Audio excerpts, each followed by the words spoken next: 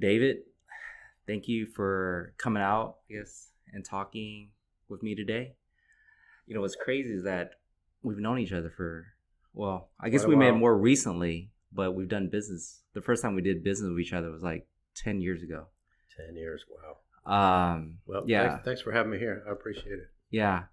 I bought my first rental in 2011, November 2011. So actually this month. 10 years exactly. Huh? Yeah, 10 years exactly. And I funded through you guys. I think in 2012, I ended up buying like 8 houses. Okay. That was a great year It was. for buying rentals. It sure was. Wish we could go back, huh? We were just talking how, like, if we had gone back and known, like, we'd probably buy as many as we could and just hold on to them. I mean, Yeah. I'm sure flippers are probably like right now, like, gosh, I wish I just. Oh, yeah. Myself included, I flipped some back then, but I mean, it's pretty clear now. Right. Buy and hold would have been the way to go. And when I say that you guys funded my original deal back in 2011, you guys do what's called hard money, right? We do. Or asset-based lending. What are some other All names? of those. Investor lending, Mm-hmm. asset-based lending, hard money lending, whatever you want to call it. We finance distressed properties for investors. Right. So what is that? I know it by heart because I've done enough of it. But if someone were brand new, right, and they're like, hey, I want to use a hard money loan, I guess what is a situation where someone would actually use a hard money loan versus like, hey, let me pull a normal 30-year conventional loan? Okay. So if you don't mind sticking up for me. Sure. Yeah. No problem.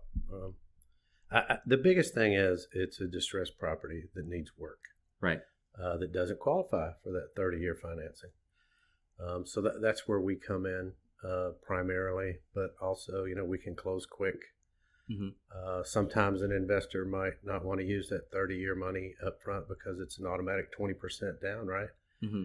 If they use someone like us and to finance their property, then they can refinance into that 30-year, and that 20% kind of goes away, that 20% down.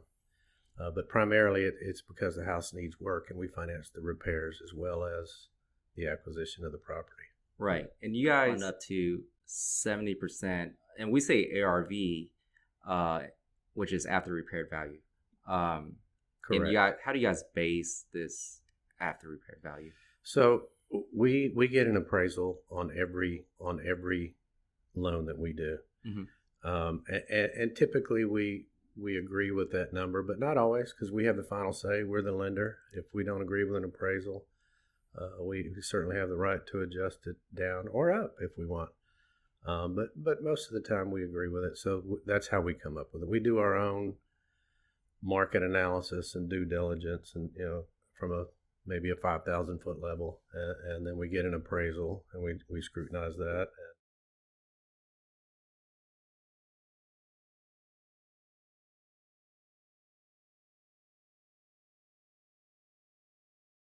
We use several of them. Not often. Usually they're pretty good. Mm-hmm. But you can get an appraisal on a property from 3 different appraisers, and you're going to get 3 different numbers. Right. And we're looking to be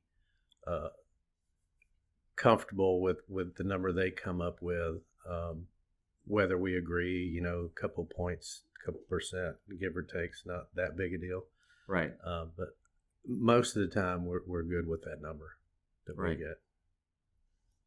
So we were talking right before this. I know I did my first property with you guys back in 2011, but you've been in business since 2007. 2007 is Right. when we started. So you're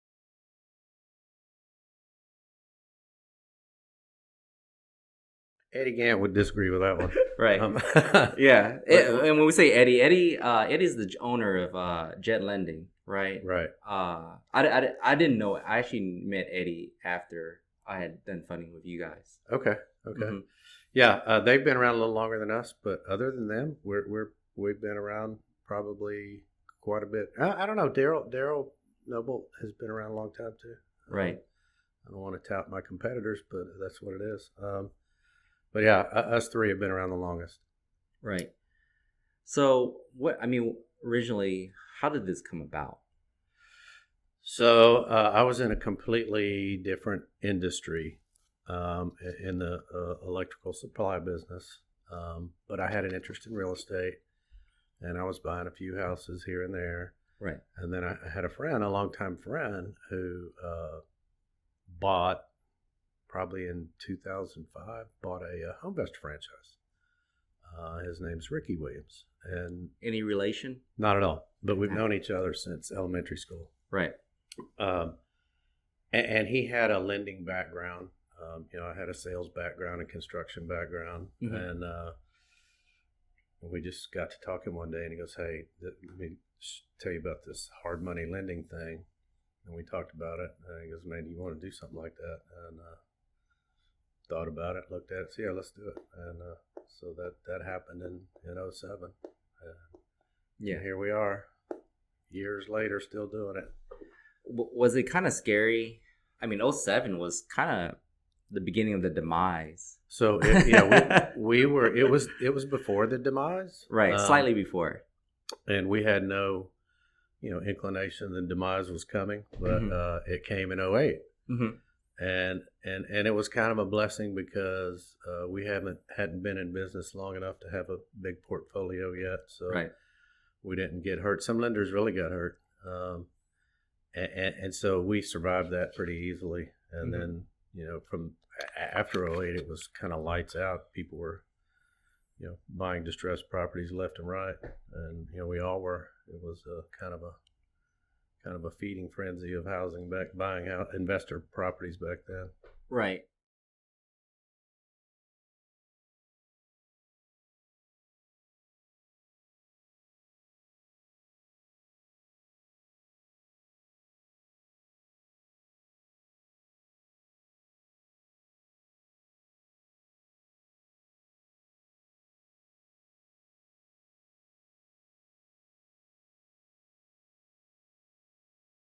Point back then, and we financed a lot of rental property as well for people that are building rental portfolios, and we Right. actually do those at 75% of the after repaired value.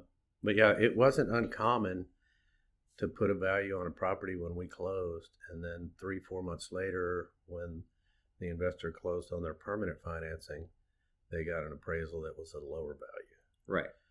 because of that declining market. That happened, and yeah, that was kind of a fight and overcoming that. And now we have the opposite today. Right. We have customers telling us, "Man, your appraiser appraised this at 300 grand. I sold it for 350. Good for you." I mean, Right. because the market has been going up, point and a half a month. Mm-hmm. Appraisers are actually adding that value if they don't have any recent appraisers. Comps. Mm-hmm. They may use 6-month-old comps and then add 1% a month value to Right. their end value, because the market is increasing that fast, which we all know can't last forever. But I was in corporate when 2008 and 2009 happened, and then we would go through companies, and so I was an auditor, and we would put like a valuation on a company's receivables, because you don't know if just because you have a large receivable, you don't know if the company that they're supposed to get the receivable from would collect it all. or Right. be gone the next day. So you started putting a value on these receivables to see like, hey, you got to assess, I guess, the credit rating on some of these receivables on the companies that are supposed to collect makes from. sense. And one of the things that there's always a debate was that you're not supposed to use, I guess, valuation from a fire sale, right? Like if there's a mass, like that's not really a true indication. That's just kind of current market. And then I think when I first started in real estate, looking into things, I think there's always discussion like companies aren't supposed to take, or appraisers aren't supposed to take valuations from foreclosures. But if the whole neighborhood is the only thing we have is foreclosures, then what option do you have? So there's always this battle with appraisers back then, and now it's funny because we had the opposite where, like, hey, this should be worth more because we have an increasing market. That's right. How things have changed. And there are no foreclosures. Right, at all. Yeah, it's total 180 from what it was back then. Yeah, I always remember, like I said, I was in corporate, and we'd all read all this, like how they were really tightening lending requirements, and in my mind, I'm like, if they really tighten it, there's no way that the housing market was going to come back. Right. And government, they always have an interesting way of kind of manipulating the market in a way that kind of pushes it a little bit, I guess you could say. But yeah, the It's lending true. requirements have gotten loosened again, and then Yeah, people over are out time. over Right. time, right? Like overnight, they got tightened. Before the crash, it was very easy to get a loan. Anybody could get a loan. Right. We all heard of the subprime, and you could get stated loans with very little documentation. And then the crash, all that went away, and it's real tight. But then they loosen it up over time, a little bit. And, Right. And now we're not back where we were, but But it's not even just a little bit. Like sometimes they swing one way and then swing back the other way. Yeah. Too, where like they tighten a little bit too much. And like, oh wait, let's kind of reverse back.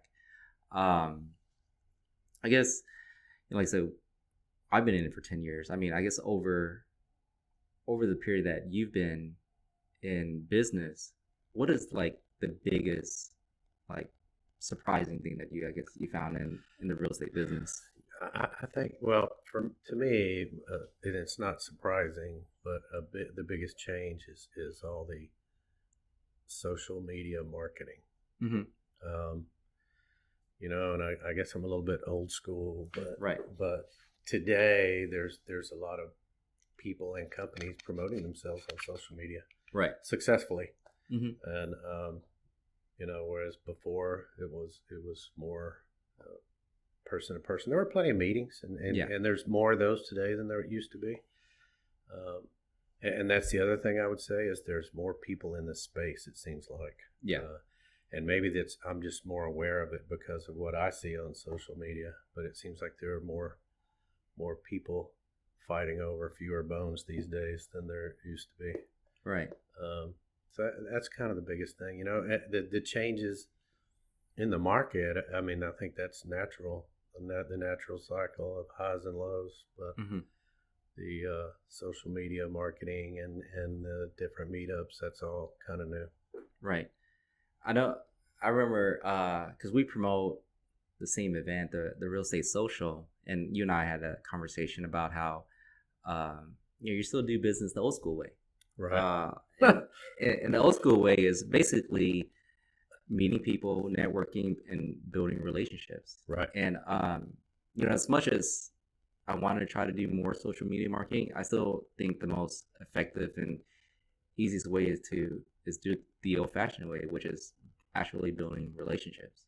It definitely is. I mean, and that's our philosophy is to build relationships, strive for repeat business, do what we say we're going to do, take care of business, take care of that client, make them want to come back and do another loan with us. I think the social media just gets you more exposure and maybe more opportunities to build those relationships. Right. Perhaps. But yeah, that's kind of our philosophy. Right. You don't, because you guys don't do as many. I don't think I see you guys on social media as much as some of the others. But I think you guys are trying a little bit more. Yeah, you don't, and honestly, we probably need to step that up a little bit. Right. So yeah, because that's where we're at. That's the world we live in these days, and I think some people took to Facebook and social media because that's their personality. Well, that's kind of not my personality, right? But I recognize the importance of it, and we absolutely need to do more of that. Yeah. So I know. What do you enjoy doing? I think you said you had something somewhere further out that you generally enjoy doing. Yeah. So we've got my wife and I have a bay home down in Rockport, Texas, and we'd love to go there, spend time there. I like to fish.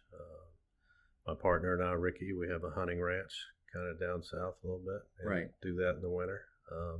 And then just spend time with my family. I have two daughters that are grown. One of them got married 2 weeks ago. So we got through that one. And the other one's getting married in March. So got a kind of a double whammy there. Right.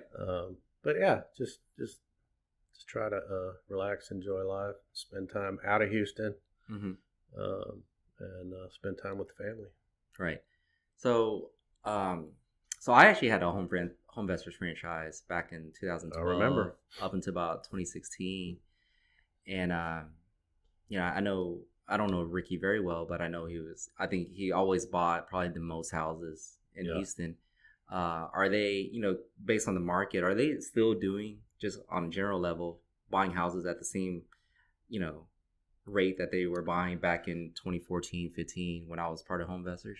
I don't know the exactly, but I don't think there's the product available to do that today. Right.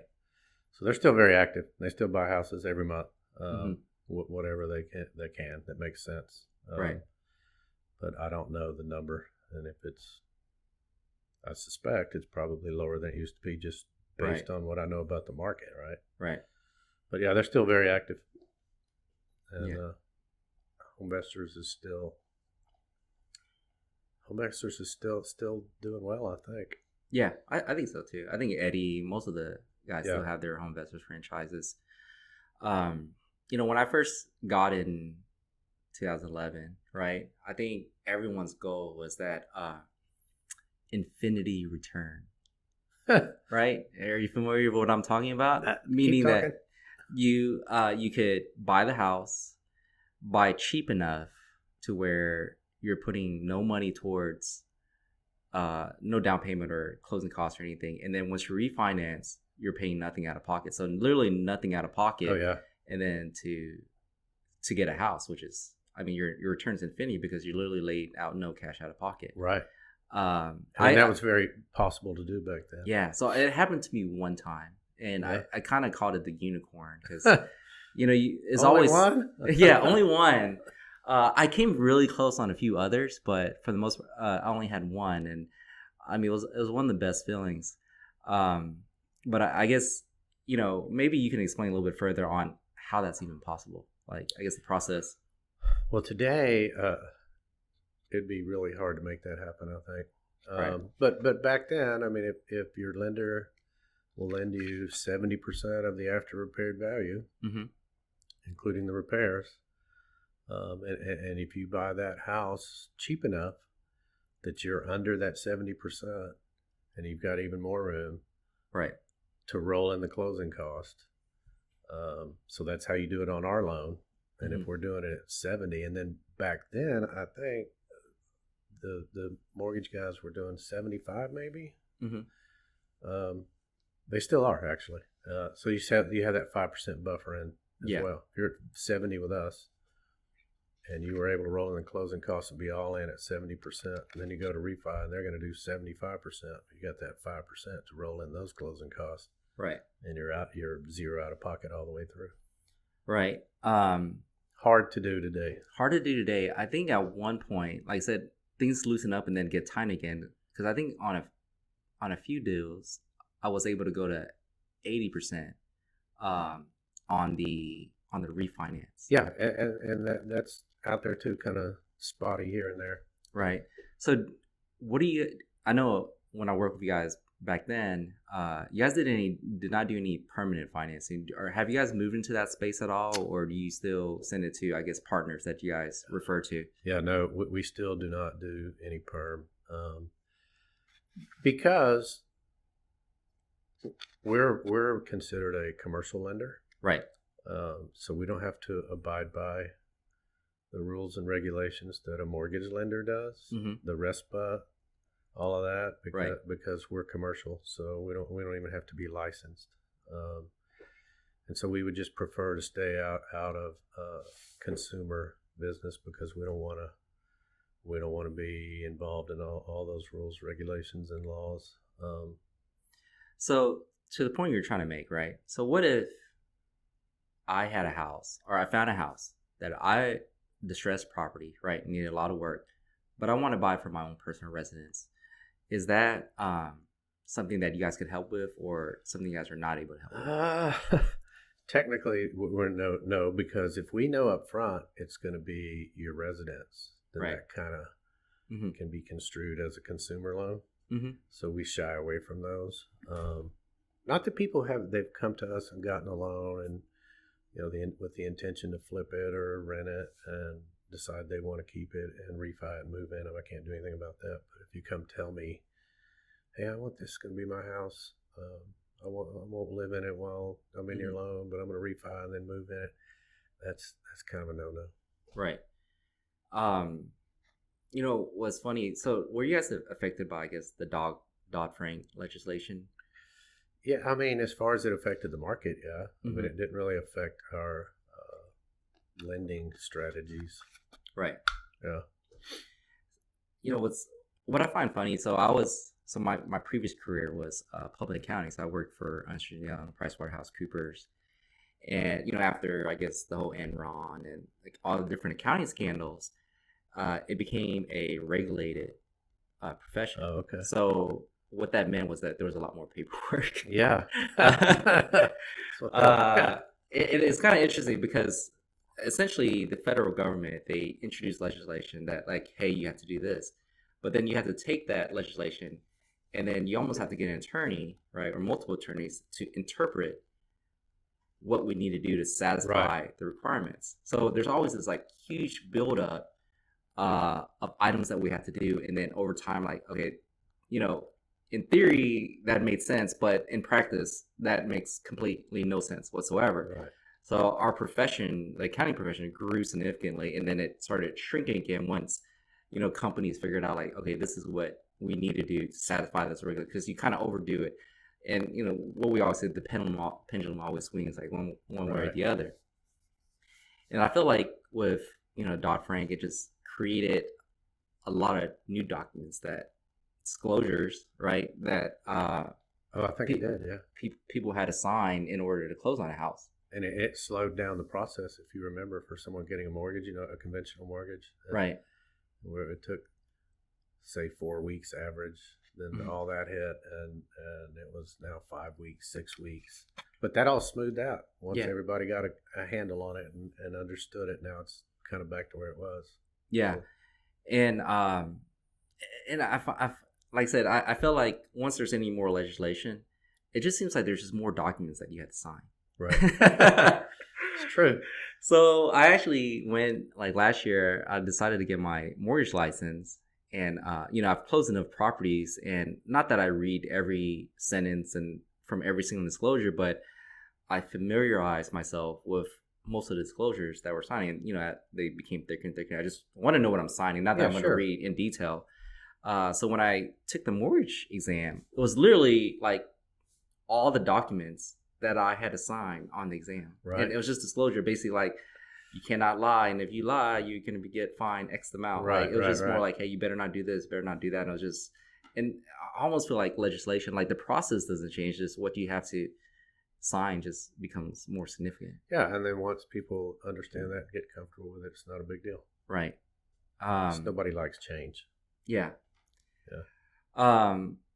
So you were saying on the appraisal part, right, that you guys have some, I guess, your own opinion on value, right? Absolutely. I mean, we have the final say. We're the lender. Sure. Right. So, and how often, like, do you guys do a pretty, I guess, detailed analysis in regards to like, yeah, this appraiser is way off? Because I've worked with David Hoke many times also, and he does a pretty good job. But I wonder if there's also like another person, I guess, above that's literally just looking at these appraisers and seeing if they're reasonable or not.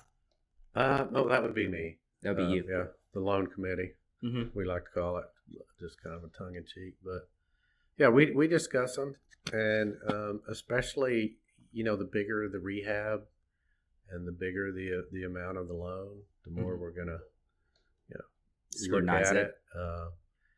If it's a rental property that's got $15,000 in repairs, I mean, we're gonna look at it, of course, but those are pretty cut and dry. Right. It's just the big flips that we scrutinize them pretty heavy, and we use the same appraisers right over and over. We know them, and we every once in a while we'll bring a new one in, but the majority of what we do is between 2 or 3 guys, so we know how they operate, and typically we're good with what they come up with. Right. So you just mentioned flips. So you guys do funding for flips also, because I know I didn't do too many flips, maybe one or two, and then some wholesale, and then I mostly held most of my rental properties. So you guys do quite a bit of flips. We do, and that in today's market is really a bigger opportunity for us because there's more of that than there is rental property right now. Right. And finding property that you can make the numbers make sense as a rental is kind of a challenge these days, unless you're going to put a lot out of pocket and you just want to park that money in a real estate asset instead of in the bank, which makes sense too. Right. But to buy with as little out of pocket as possible, rent it, make it cash flow is kind of hard to do. Mm-hmm. So what do you think the splits between your portfolio between flips and rentals are now? So I would say today it's about 50-50. 50-50, okay.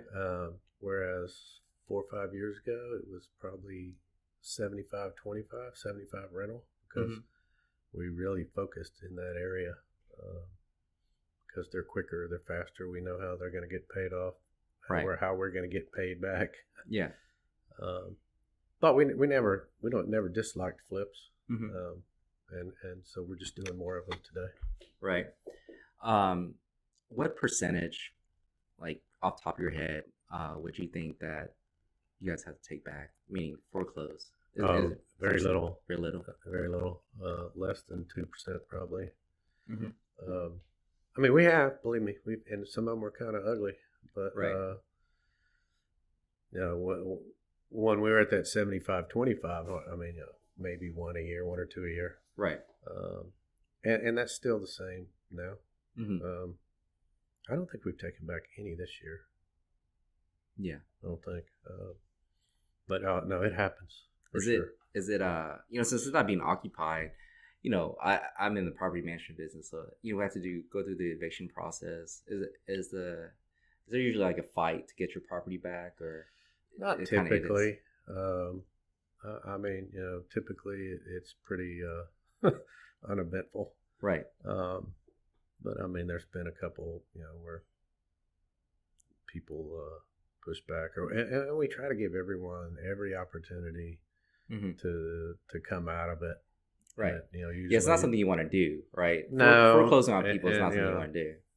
Usually or sometimes, probably usually, that hasn't turned out so great for us when giving people rope but it, overall, it's not a huge factor. Right. So it's just a process you have to go through when you do. Someone's defaulting. Like, I guess the longer you let it go on, it really doesn't change the events of things. No, not usually. Sometimes, but yeah, it's just it's part of doing business. If you're going to lend money, you're going to have some of it go bad. It's just the way it is. Right. Yeah, I guess and to your point earlier was like there's really no foreclosures in the market right now. So it'd be really surprising if you guys actually had to take some back, because the way the market's going, I mean, it had to be a bad situation. It would be. I mean, it's an easy time to be a flipper right now, right? Right. I mean, flippers look like geniuses right now, but it's really the market that's increasing very fast. That makes it a lot easier to do. What price range are normally the flips? Being part of the Home Investors franchise, right? I used to sit in the council meetings with Ricky, and just learning from a lot of other flippers, I guess throughout my career, that the bigger it is, the harder you fall. True that. Right. And we do a few bigger ones. Mm-hmm. We do a little bit of new construction with guys that we've known a long time. Got one going in the Heights right now. Right. We doing a little apartment complex in Spring Branch for a repeat customer, and that one was right about $1 million. But the average flip is probably around 300. Our average loan amount right now is about 180 between flips and rentals. So okay. The average flip is 3 to 4. So your average loan value, meaning the 70% amount, is about 180. Yeah, roughly. I'm terrible at math. Kind of surprising, but Yeah. I don't know what the end value. I don't know what the end value of that would be. Yeah, well, yeah, mid twos. Mid twos. Yeah. Okay. So, and the flips are probably averaging 3 to 4. I would say 3 to 400. Yeah. I've seen people who try to flip like $800,000 houses, but it's the price decrease that really gets them, right? Mm-hmm. Like if you baked in like $100,000 profit, which is a lot, right?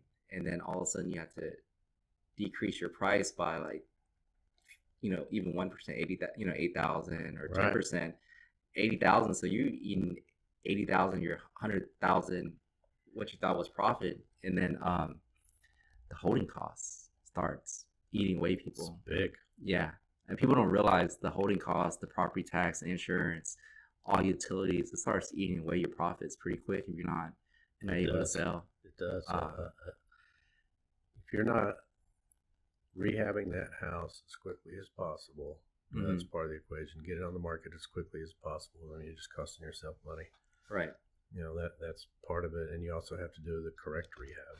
It has to be right. Good work, but it also has to match the comps. Right. Not overdo it, not underdo it.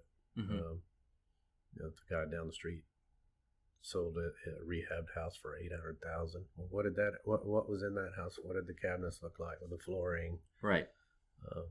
That's a big mistake people make, not rehabbing correctly and not rehabbing fast enough, and they get eaten up by their holding costs. Yeah. So when I bought more houses, I always did this, and I always wondered if other people did it, where people have this, like, you always push for like the best. Like, I'm confident, and it's like, for example, 82, or it could be 80,000, 85, 90, or 100. Right. And you're like, it's 100. Oh yeah, that's human nature. Right? Do you deal with flippers that, it's worth 300? Like, yeah, that one comp was 300, but like the rest was like 280. So you're really in the 280 range. I don't know quality. I haven't seen your quality work. Right. To know. And wholesalers for sure do that. Right, but wholesalers, they have a whole different, incentive. They're trying to offload a property, and they're trying to overvalue the after repair value, and then price the repairs to get the most that they can. Sure. I know we've mentioned wholesalers quite a bit here. Maybe I've dealt with wholesalers quite a bit, but what is, I guess in your terms, what is wholesalers?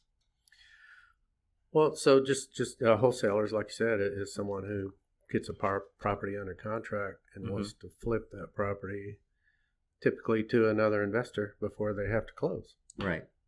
So they're wholesaling it, and hey, there's good ones out there, and it's a legitimate business, and mm-hmm. it's the best way for a new investor to find property. Right. It's very hard if you're brand new. Hey, I want to get in real estate, and you start going to meetings. Well, first thing, man, how do I find a house? Right. Well, the easiest way is, and the way that most people do it, is from a wholesaler. Right. And there's quite a few of them around. And if the more you learn and the more you know, you can get some good deals from those guys. Yeah, but I think there's something to say about there's definitely good wholesalers and some bad ones also. Definitely. so definitely have to be very careful. I think Brant Phillips, I think one of our mutual investors, he's been in the game for a very long time, and he would always say, like, whatever value that the wholesaler gives you, need to decrease that by 5 or 10%, and then whatever the repair value is, increase that by 5 or 10%. That's probably your more realistic price. That's pretty accurate. And he started Brant. He did his first hard money loans with Grand Door Funding. Right. And I was referred to you guys by him. Oh, really? Also. Yeah, that's the reason why I went to you guys originally. All right, perfect. And when he started, that's how he was getting property from a wholesaler. Right. Mm-hmm. But yeah, that would be fair. Go ahead and deduct. But when the market's hot like this and there's people fighting over properties, the wholesaler can name his price pretty much, right? Right. Do you? Not that I'm not sure you would know this question, but what percentage, or just an idea, what kind of splits do you see? Like people who are doing flips or rentals are getting their own deals, basically being their own wholesaler versus getting it from a wholesaler. Yeah, so most people get their properties from either a realtor that is focused on investor property, or from a wholesaler. Right. There's really not too many, other than people like homevestor guys that are out finding their deals through the homevestor marketing program. Right. There's not too many of those. Most No. of the people that are marketing, doing the mailers, and I'm sure you get on your phone every day texts and phone calls, somebody trying to buy your houses. Mm-hmm. The guys doing that are all wholesalers, right? Right. I don't know of many individuals that are finding their own properties. You either got a realtor or a wholesaler, or a lot of times this happens.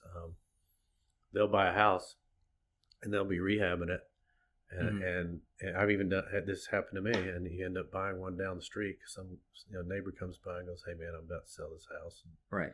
needs work," and that happens. That happens pretty regularly. But that's just lucky. So yeah, wholesalers, realtors, and yeah, those two. That's where most of them are coming from. Yeah, I think that's something to be said about, like, really in this industry, right? You sort of have to stick to what you're good at, right? In theory, right? These wholesalers are getting some amazing deals. That's the reason why they're able to offload it to flippers and stuff. But just imagine the margin that they would have if they try to flip some of these. Right. But it's almost like two different beasts on its own, right? You're either a wholesaler or you're a flipper. If you try to do both, sometimes you're terrible at both. Right. No, there's something to be said for that, for sure. Mm-hmm. We should all, get focused on what you're good at and do Right. that, and not try to spread yourself too thin. Right. How important? So here's another thing that I think generally comes up, right? How important is it for you guys to know, Red Door, to know that this person is going to buy this house in order to flip it versus holding it as a rental? Oh, we have to know that up front for sure, Mm-hmm. because it affects our pricing. Right. It affects everything, how we underwrite the thing, and so yeah, that's the first question we need to know the answer to. Is it a flip or is it a rental? Right. And do you get situations where people, flip or switch in the Sometimes, process? not too often. Yeah. Because typically the price points are, rentals are here and flips are up here. But there is some that could be both easily. And Right. Occasionally someone will, close it as a rental and then, 4 or 5 months later sell it for whatever reason. Right. Before they pay us off that way. But not very often. Yeah. So, in my property managements, I actually get quite often, I guess, a person's planning to flip a house, unable to sell, and they're like, I'm going to turn it into a rental. Too. Yeah. I think that we see that quite often where. Yeah. And, I guess some of the reasons why you probably shouldn't do this is because some of the materials you use, Yeah, that's right. for example, you're not going to have spent too much money on the rehab. exactly. So, like, for example, we don't put hardwood flooring in our rentals. Right. We use vinyl plank. Right. And generally, when a flip that's getting turned into a rental, you get hardwood flooring that it's easier to damage if once a tenant goes through. So we actually see that quite a bit. Not less often now because of the market, right? It's so much more easier to sell now. And there's not too many people that do both. There are some, but investors, kind of like a wholesaler doing a flip. People are typically either focused on being a rental type investor or focused on being a flip type. Right. And then there are some guys, that are more experienced probably that will build their little rental portfolio and flip a few houses along the way. Right. But most people are either focused on one or the other. Mm-hmm. So if I was a brand new investor, right, and I'm kind of walking through my experience back in 2011. I went through a bunch of seminars, and you can only do so much homework and studying, and sometimes you just got to pull the trigger, right? I think probably the most common mistake that investors starting off, right? Because you go to these seminars and you hear these stories, and most of these stories are like home runs. Yeah. Right? Like the best deal on this planet. And then that's kind of like your foundation. Like, this is what I need. But the truth is that you got to, to use an analogy, you got to hit your singles, doubles, triples, and then eventually you're going to hit that home run. And it's to not leave that double on the table just because it's not comparable to the person that sat on stage and literally told the best deal he's ever gone. Right. Yeah, no, that's very true. They're not all home runs. Mm-hmm. Like I said, I've gotten one unicorn, zero out of pocket in my whole career, and I was like, wow, this is awesome. But I've only gotten one. If I was depending on the fact that this is all I'm going to get, like I would have never bought anything. I would have missed out on so much. Right. Yeah, that's true. But if you'd have kept every property you ever bought, they'd all be home runs today. Right. Yeah. My first one, I stressed about it. I was like, oh my God, this is not what I was taught. Yeah. Like I shouldn't have bought this. And now like it's an amazing, I still have it today. Yeah. Over there in Katy, in Cypress Meadow. Yeah. I'm so glad that I held on to it to this day. I got one I did in Katy that I did not hold on to. Mm-hmm. And I've got several like that I wish I would have. But right. I was kind of in a different mode back then. Yeah. One of the things, I guess, when I was flipping, or in 2012, right? I mean, it was just so easy to buy houses. And, everything worked out fine. But one of the things that I think I came close or, whatever, was my DTI. Because I think I had like 4 or 5 loans with you guys at the same time. And can you explain a little bit about that? Like why you should not have too many, you're not able to have too many hard money loans. Well, yeah, then it's going to, it depends. I mean, if you have them, they're not going to show up on your credit report if you go to get permanent financing. Mm-hmm. They're typically not going to show up, but it's since it's kind of a risky loan, I mean, it really makes, we got to kind of draw the line on how many loans we're going to do for one person. And it all has to do with their financial strength. How much cash do they have? How can they bail out of this? Right. But as far as debt to income, if you've got a lot of houses, rental property and permanent loans, you're going to get to a point where, you got too many. They won't give you any more. Mm-hmm. And if you're listing the hard money loan as debt on your application right, for the permanent loan, then the debt to income is going to catch up to you where, that means you've got too much debt in a ratio to your income to qualify for a loan for a house. Right. So you can definitely have too much debt. Mm-hmm. For sure. And I guess the point is that it could prohibit you from getting a permanent loan if your debt to income ratio exceeds, I guess, whatever. It changes, but whatever it is now. Yeah, whatever the ratio is. So, even though those are going to come off and get paid off at the time you apply for that loan, if you're listing them as debt. Yeah. Right. So let's just say, here's another example, right? I have a lot of money. I can just buy these houses cash. Why should I get a hard money loan and I can just use my own cash? Right. So we hear that one fairly regularly. And the answer is, well, do you want to leverage that cash? Mm-hmm. Do you want to use all your cash and tie it all up? And so you have a lot of cash. That means different things to different people, but you have enough to buy 4 houses, but you want 10 houses. Right. Why would you tie up that cash when you can leverage that cash and get a loan from someone like us to buy those 10 houses? Mm-hmm. Then you refinance them, and you still got your cash and you got the houses. Yeah, but they're like, well, how about is your I don't want to pay the points and the interest. Get that one too, and that's just part of doing business. I mean, right. That's the cost of doing business. from our perspective, it's a risky loan because it's a house that typically it needs a lot of work, and it's Right. kind of a piece of junk. And if you don't perform, then I got to take it and I got to fix it. I got to rehab it. I would also say that it's a lot cheaper to use someone like us than to go get a partner Right.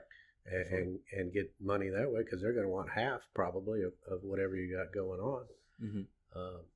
And it's just a thing when people see, oh my God, 3 points and 12% interest, that's outrageous. But in the big picture, Mm-hmm. it's just a vehicle that allows you to accomplish what you're trying to accomplish. Right. And you're not going to be paying that for very long. And you get out of it into your permanent, or you sell it. And it allowed you to accomplish what you were trying to accomplish by yourself without a partner, Right. without giving away a lot of money. So, Mm-hmm. So in my experience, right? So I bought a house with cash before, and here's some reasons why you should probably use a lender. One, it gives you another set of eyes on your For sure. comps, your valuation on it, right? And I think one of the funny part is insurance. It's so important. So when I paid cash, I totally forgot to buy insurance. You Right.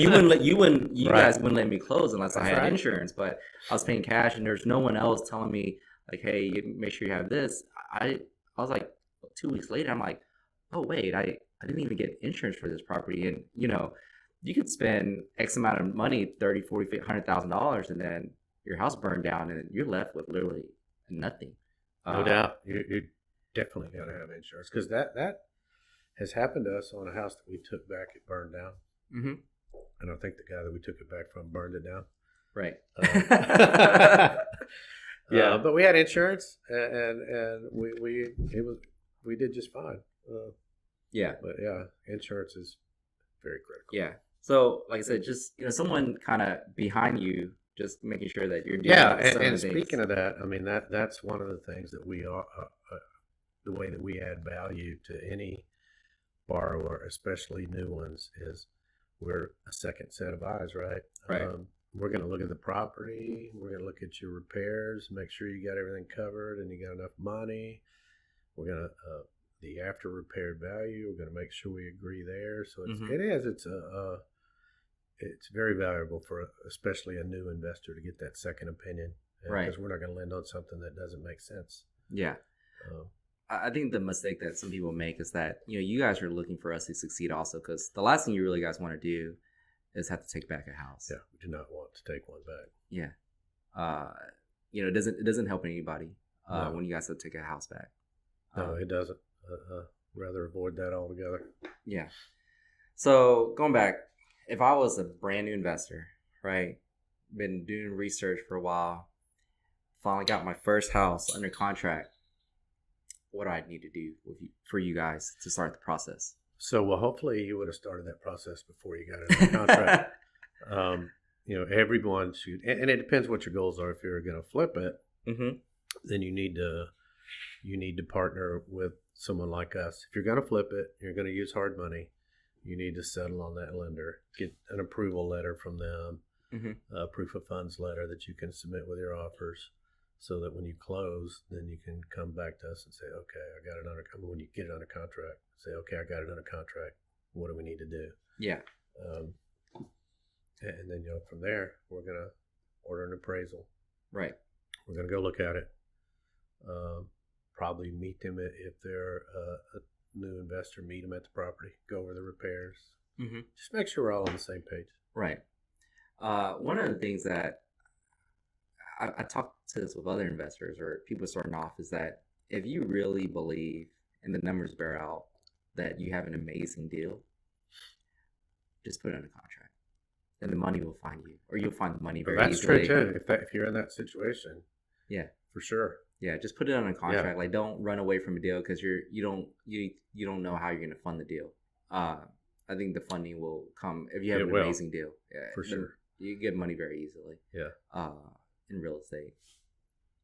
So they get on a contract, bring you the contract, right? Even before getting pre-approved, right? So what do you guys really look at? Are we looking at credit? Is this kind of a normal loan process? So no, and again, it depends on what your strategy is. If you're a buy and hold guy, Right. then we're going to want you to get approved with one of our lender partners, one of our mortgage partners. And getting approved with them is basically automatically approves you with us because you've gone through that process. We know, and we're going to look at your all your stuff. If you're a flipper, then we're going to want to see how much experience you have, Right. how much cash you have, and what your credit score is. Just as kind of a guide. It's not critically. We're not looking for a certain minimum score. What's the reason for looking at the cash? So cash, you need cash to close. Mm-hmm. You need cash to get your rehab started. Right. Contractors, 25 to 50% up front is what they want. And you need cash to carry the note. We want to make sure that you got enough cash reserves to carry that note, depending on the size of the deal. But, 9 months typically is kind of the cycle for a bigger rehab. Right. Yeah. So we want to make sure that you can get out of trouble if something goes sideways, that you're not, dependent. You have very little cash and you're barely able to make payments. And then you hit a little bump in the road and now all of a sudden you can't pay. Right. We want to make sure you can weather the storm. Right. So you guys look at credit and cash, right? But this is not the same level of scrutiny, I guess you could say, normal conventional loan. No. Right. It's not, because it is, at the end of the day, it's asset based to a degree. Right. Because we're going to look at that property and do we like it, and is it in a good neighborhood, or property's moving fast in that neighborhood, all that kind of stuff. Does it back up to a railroad track? Right. A lot of times we see a lot of investment properties, you see they're on a busy street, or there's apartments in the backyard. The railroad track, I was being kind of funny, but I've seen that several times. Right. So that's why you were saying that if you're approved already with the permanent lender, conventional finance, you're basically approved for you guys. Yeah, for rental properties, for sure. Yeah. And then if you're a flipper, of course, we don't send you to those guys, and we look for those things I talked about. Yeah. Just to make sure that you're qualified to do what you want to do. Right. So now we giving you guys a contract, you guys send out the appraisal, right? What are these so that means that they haven't closed yet. So this is everything prior to closing. Okay. But in order for them to you guys to appraise, right, there needs to be, I guess, what are we going to do with the property? Right. What level, meaning, I guess, a bid list or a contractor bid in terms of what to do with the property. Like, what level of detail are you guys looking at? They must use a third-party contractor. What if they're guys that, hey, I just want to do the rehab myself? Is that something that you guys run across quite a bit? We do, and we can deal with any of those. And to answer, I think, the first part of your question, the appraiser needs to know what you're going to do to the house prior to going out there. Correct. Okay. So we're going to give him your repair list, which we've already looked at, right, to the appraiser. And when that appraiser, he or she, goes out there, they're going to have that, and they're going to base the value of the property on those repairs being done. Right. So yeah, we require that. And then what was the second part of your question? So the value is based on. So what if guys that want to do their own repairs or? So we can deal with that easily, because that's the way I've always done it. Whenever I bought a house, I was the general contractor. Yeah. But we're going to make sure that you got the correct value in there for the repairs, because some people want to put $1,000 in paint for paint. I'm gonna do that myself. Well, that's fine, but the way that we underwrite it, we've kind of got to have the street value of those repairs, so that if something did happen and we had to take that back, we've got the money there to rehab it, because hey, your brother-in-law is a AC guy and he's giving you a great deal. Well, look, I'm not gonna get that deal. So yeah, I think when I was doing loans for you guys, I just kind of put together my own spreadsheet of the items that I just had my own guys do. It wasn't a general contractor that did it all. So you said that you got to have cash in order to, I guess, initially pay the contractor. So you guys don't start off paying contractors right away, No. right? At what point do, I guess, we get reimbursed, or do you guys start funding the remodel, the renovation of the property? Yeah, so it's actually a reimbursement all the way through. Mm-hmm. So you've got to pay your contractor, Right. and then turn in a draw Mm-hmm. to pay yourself back. Now you could work that where you could have a deal with your contractor. Hey, we're going to do this amount of work. I'm going to turn in a draw, Mm-hmm. and then I'll pay you for that draw for that work next week. Yeah. You could certainly do it that way, or you can just pay him, turn in a draw, and pay yourself back. Okay. And how often do you do draws, or is it a weekly basis, monthly basis, and how fast do you get the money once you submit a draw? So we do them every week. The way we do it is draw requests are due on Tuesday by the end of business. We do all our inspections on Wednesday. Then Thursday, like this morning, I did it this morning. I go through all the draws and approve them and give them to our accounting department. And then Right. Friday, they either wire the money, or if you want a check mail, or you want to pick up a check, whatever you want to do, that happens Friday. Mm-hmm. That's the way we do it every week. I mean, so we don't want to be doing draws every day of the week and inspections every day of the week and all that kind of stuff. So Right. So doing the renovation, right? Get the draws, and then done with the renovation. So you guys do the last draw. You guys go and inspect. Now all of a sudden you go to the house, and let's just say what if they didn't do any draws in the middle, and then what they said they were going to do versus what they actually did is significantly different. What happens at that point? So we hold money back. And does that happen? It happens all the time. Yeah. I figured it did. It does. So someone might turn in a draw house complete, and we go out there, and there's no appliances, Mm-hmm. or there's a plumber there working, putting in faucets, and maybe there's the garage is full of trash, and the yard looks terrible. They haven't done the landscaping that they had money in there for. That happens all the time. Right. And so we just kind of will hold back. We'll look at it and make a call. It would take $2,500 to finish this, so we're going to hold back $2,500. Right. Yeah, I figured that happened a lot because there's all kinds of, I didn't know what webinar recently, but sometimes contractors, it may be no fault of the, I guess, the owner of the property, but sometimes contractors, they do funny stuff. Yeah. Also, I feel like it's almost most of the time the contractor's fault, where they do something a little bit different, and like I think advantageously for they got cheap tile somewhere, and then they're like, hey, let's just use this tile on your property, and they profit a little bit more from it. Oh yeah, very common. Yeah. And sometimes you're right. Sometimes the borrower, today we've got a lot of out-of-state borrowers. Mm-hmm. I say a lot more than we've ever had. Right. Because the word is out in America that Texas is the place to buy real estate, and so they're relying on the contractor to turn in their draws, and sometimes what they got on paper and what is real is not the same. Right. And so sometimes the borrower doesn't know. Mm-hmm. And so we got to tell them, hey, yeah, we're not paying for this. They go, okay, he said it was done. Right. So you just said that you had a lot of out-of-state investors. One of the things that we here at our management company, I get asked the question all the time: is this a good deal? And that, to me, I actually never answer that question. How could you? Yeah, exactly.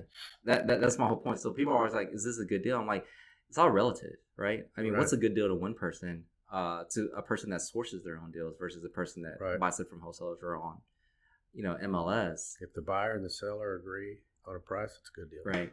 Yeah. So I figured that you guys would get that question all the time, like, "Hey, is this a good deal?" And I wonder what your response is.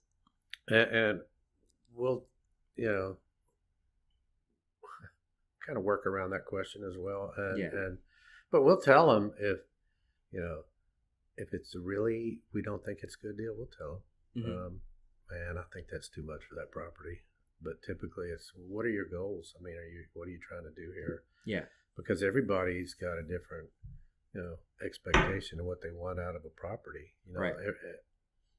Back when we started, it was, man, you got to buy it 70% of the after repair value minus the repairs. Right. Nobody does that now, I don't think. Mm-hmm. It's the people are looking at cash on cash and out of pocket and cash flow, and so I mean, it depends on what you're trying to do. Right. Is it a good deal or not? It may be a great deal to you. Yeah. And maybe you own 3 houses in that neighborhood, and you're going to pay a little bit more for that one. I get that. I would do that myself probably. Right. So yeah, it's a relative thing. Yeah. I was actually told by one of your competitors that when they get asked that question, and this is what I use too, it's like, well, here's what you're buying it for. Here's your cash out of pocket. Here's your rental rate, and here's your monthly cash flow, and whatever that is. Cause, do you think that's a good deal? Yeah, I mean, it's up to you. And it's funny because I have investors from other states where they're losing money on a month-to-month basis, but they're getting, I guess, the appreciation from their standpoint, right? And they're okay with that. Well, looking back, they're you could have bought all the houses you wanted and considered them horrible deals 10 years ago, and you'd be sitting pretty today. Yeah, yeah, absolutely. Yeah, absolutely. So now they're done. You guys, I guess, closed out your portion, right? Do you guys, I guess, participate from a rental perspective, right? In helping them get their permanent financing? We do. On our rental loans, our program, is we've got some permanent lenders that are approved for our temp to perm product, which is it's reduced fees, it's reduced rate, but it's very much reduced rate. But that's only good for a short period of time because you should be refied out before that day comes and we raise the rate. So we want to make sure that you're going to get out of our loan, which is why we only do that product with certain permanent lenders because they're in the investor market. We're on the same page. The day that we close, they're going to start the refi, and they're going to get everything done, waiting typically on the investor to finish the rehab so that they can order the second appraisal and then get it closed. So yeah, it's very important for us, for you to be approved with one of our guys, or we don't want to do that loan. Right. And what if they're like, no, I want to refinance with Chase? Okay.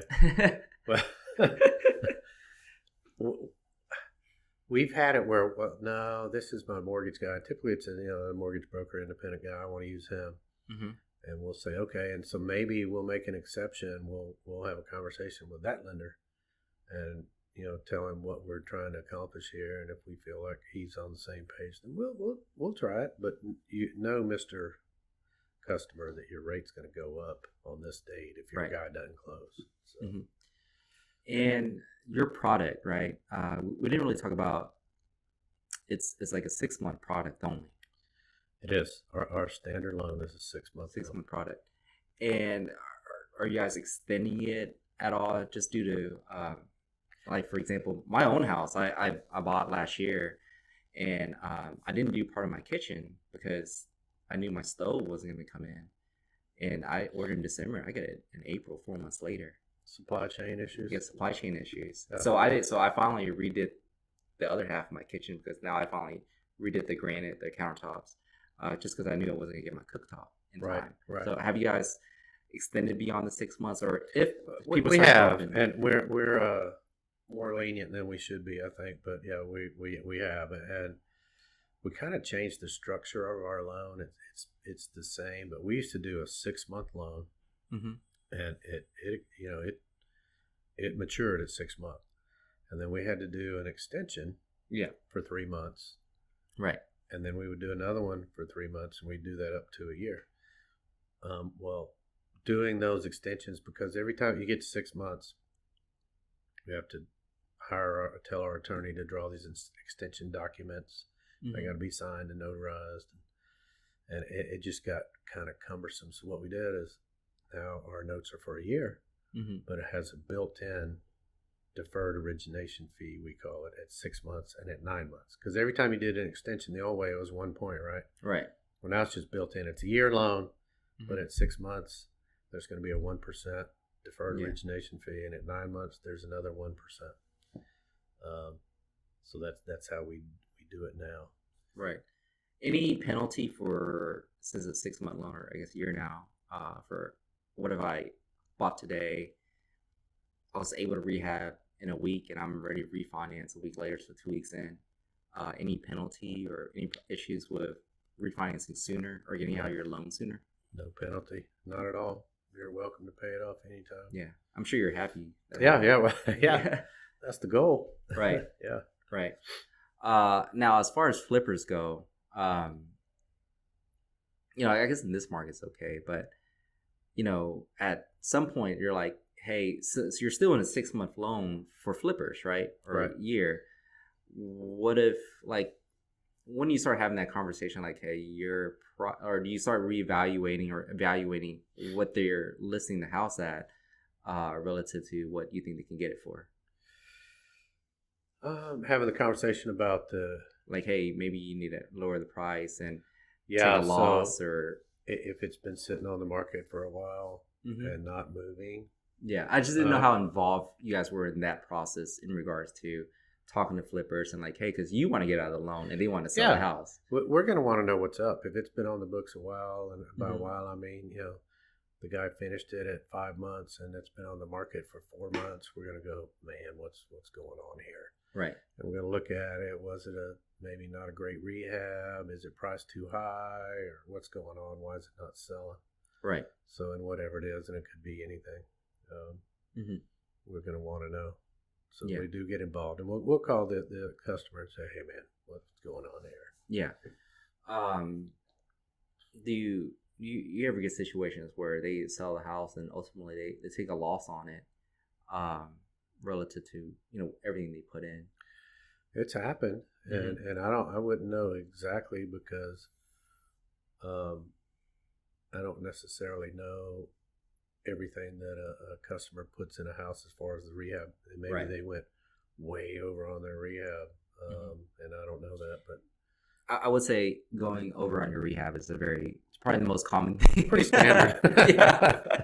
So it's been my experience. Anyway. Yeah. I don't think there's anyone that's like, oh my God, I was way under my rehab. That happens, but it goes the other way more often. Yeah. Yeah. So I guess, warning to investors is that whatever rehab number you got, generally it goes up. It's never going down. Yeah, add 10%. Yeah, add 10%. There's just surprises, There are. Anytime you're dealing with an old house, there's just going to be things that you can't see or haven't thought of that it's going to happen. Right. It is. I mean, the last one I did, and I've done tons of them, and it wasn't a big rehab, and I had, I think, $24,000 plugged in there, and I spent 28. Right. And how did that happen? But it happens. Yeah. Because you go, oh, I need to do this too. Yeah, we need to do that. Or you run into a big problem, a plumbing issue or electrical problem or something. Right. For someone that that does their own rehabs, right now lumber, you remove a few walls, use those 2x12 by 2x12s. You use 2 of those.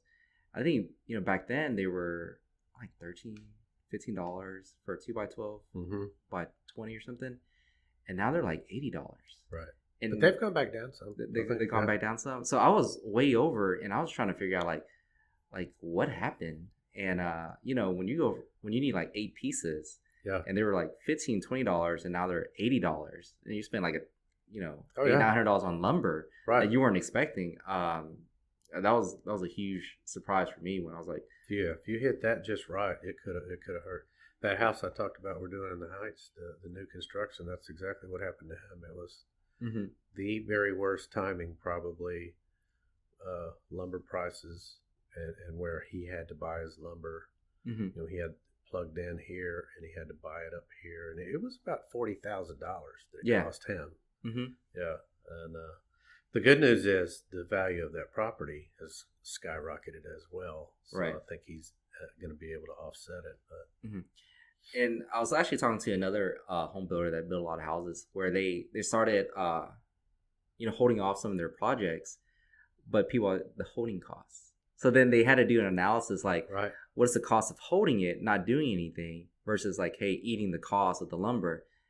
It came out to be kind of the same, and they're like, we just need to build these houses versus just waiting because we're Right. eating the holding costs on these things. So there's that too. So Yeah. a lot of times it doesn't, like, oh well, I'm gonna wait till lumber prices go down, which no one knows when that would be. But you got to look at your holding costs and be like, well, hey, we need to just build it because our holding cost is Right. eating up our profits also at the same time. Makes sense. Yeah. Okay, so what is, if I was a brand new investor, right?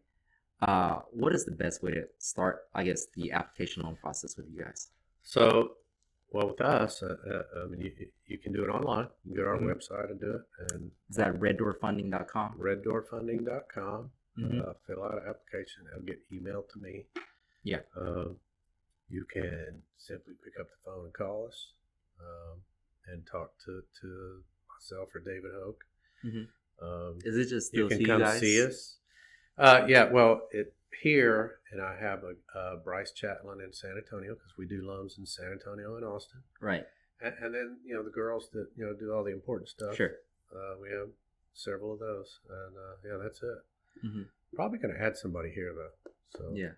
And how, what's the turnaround time, like the moment I submit the application? As far as getting approved, I mean, that's a day or so. Maybe Mhm. same day. That's pretty quick. We can turn Yeah. that around real quick. Now, if you're rental, then we're going to send you to our guys, and how long it takes to get approved with them, I don't know, a couple days probably. Yeah. We didn't get into this yet, but what is the I'm sure there's a range of rates in regards to obtaining lending with you guys. What are the rates right now? So on a rental, we're going to do 7% interest, Mm-hmm. a 2-point origination fee, but that 7% is only good for 60 days. 60 days, okay. And it's very possible, because we do it all the time, to buy a house that has minimal repairs, get it repaired, get it refied in those 60 days and be gone. Because after 60 days, it goes up quite a bit. Now, if you got a big rehab and it's a rental and the rehab's $50,000 or $60,000, and we don't think you're going to be able to get it done in 60 days, then we'll go, hey, look, this really doesn't fit. Mm-hmm. Then we'll do something in between the rental and our flip. And the flips, we're doing 3-point origination fee, 11-12% is what we're getting today, right, for a 6-month deal. So if your rental, you got a big rehab, it's going to be somewhere in between that and the 2 and 7. Right. And do you guys do? Sure, you guys get this asked a lot, but transactional funding, meaning if you're trying to double close. Yeah. Do you guys do that? We do. We haven't done a ton of it, but we will. We did one in Austin not long ago that we had to fund about $600,000 in 2 days, and we did that one. So yeah, we'll do that for sure. So for anyone that's wondering, is that in some situations you're getting such an amazing deal, a wholesaler is, and the wholesaler is trying to hide, I guess, their profit from the original seller. Do what's transactional funding, where you close simultaneously. I would imagine that's less prevalent now because the disclosure requirements doesn't require you to disclose each side anymore to each other. Am I correct on that, or? Well, we don't get it that much, so you very well may be correct. Maybe that's why. Yeah. We've done a handful of those, and that's really about it. Right. But yeah, that makes sense if they don't have to disclose it, because that's really the whole reason they were doing it in the first place, was to not have to disclose it, how much money they were making, which I don't understand why, because the house is worth what it's worth. Right. If you got a great deal on it, and the guy that you're selling it to is getting what he's paying what he wanted to pay for it, what does he care what you made? Right. I've always found it interesting when people had a problem with that. I think the most I ever paid on a wholesale fee was like $50,000. I'm like, more power to you. Send me more deals, right? If you can find this cheap, I'm buying at a price that I'm happy with. And if you're making 50,000 from it, you know, I guess on the other side is though I've had a home investors franchise. So I know the efforts that go into actually being able to find properties and be able to wholesale them. It's not an easy job. It's not. And it's hard. Some people have gotten really good at it, but it's hard to make it a continuous business. Very capital intensive, and you know, sometimes there's a lot of skinny deals, meaning their wholesale fee is not very significant on it. Yeah, well, they used to be 3,000, 5,000. Right. That's very common. Mm-hmm. And then as the market started going up, they started getting bigger and bigger. Now they're Oh, really? crazy. Mhm. Yeah, I mean, we see them all the time. People paying 20, 30 grand for a wholesale fee all the time. Right. So kind of there's I called you the godfather of hard money lending just because ever since I started my real estate journey, I've used you guys. And I don't, like I said, I know Eddie's been around for quite a while, but I didn't really meet him until later when I bought my home investors franchise. Gotcha. And he was my mentor. Yeah, Yeah, so he's a great guy. Yeah, he's a great guy. And Noble Mortgage and stuff. They're great guys too. They are. What sets you guys apart from some of your competitors? Well, really, we've got the same basic product, going Mhm. after the same basic client base, Yeah. and it boils down to how we go to market and how they go to market, and we feel like that we do a very good job of treating our customers right and taking care of business and striving for that repeat business. And I'm not saying they don't. And Right. I'm not saying that necessarily sets us apart. And that's just what makes us Yeah. successful. I think at the end of the day, I think all the companies, they try to do a good job. They Right? do. Yeah. Yeah, no doubt. Yeah. We just feel like if we can get someone's attention, then we have a pretty good chance of making them one of our customers. Yeah. And David, I think one thing that may set you guys apart is, I think David's been with you Almost 10 years, man. almost 10 years, Yeah. right? So I've known, he does, I think, most of the inspections and handles the draws, right? Not so much anymore. No.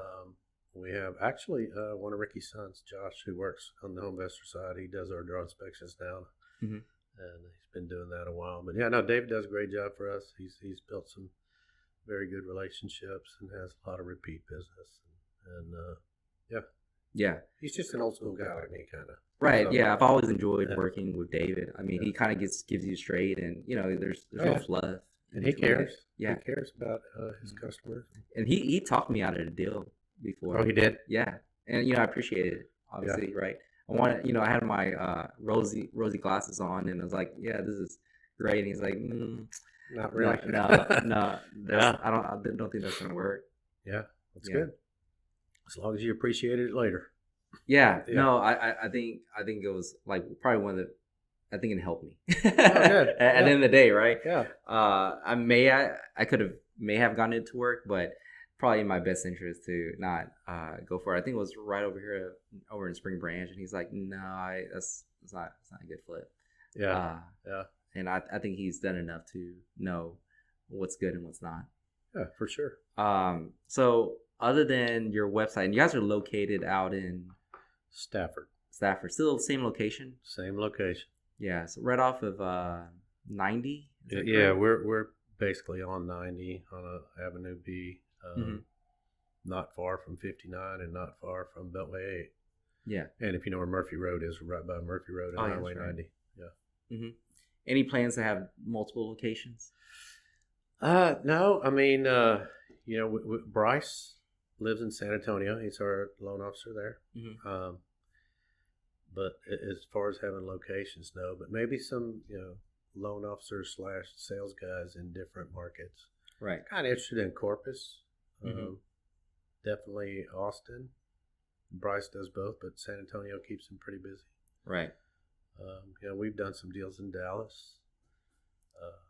Don't have any plans to get anybody there permanently. But Yeah, it seems like some of the lenders have moved towards Dallas quite a bit recently. Yeah. And vice versa, which is kind of, Yeah. some of the Dallas companies, I think at one point made their way down here, and then No doubt. a lot of them I feel like have disappeared after they made it here. A couple of them have. Yeah. Yeah, I remember there was a few that was very prominent. They make their big push, and then they just kind of, didn't hang around long enough or something.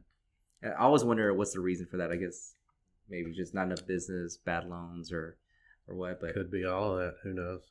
It seems like every week I hear another competitor that we have that I never heard of before. But there's tons of us. Right. So Red Door Funding, it's www.reddoorfunding.com. Correct. Like I said, I've always enjoyed doing business with you guys. Appreciate that. I think we kind of operated in the same manner, like just kind of building relationships.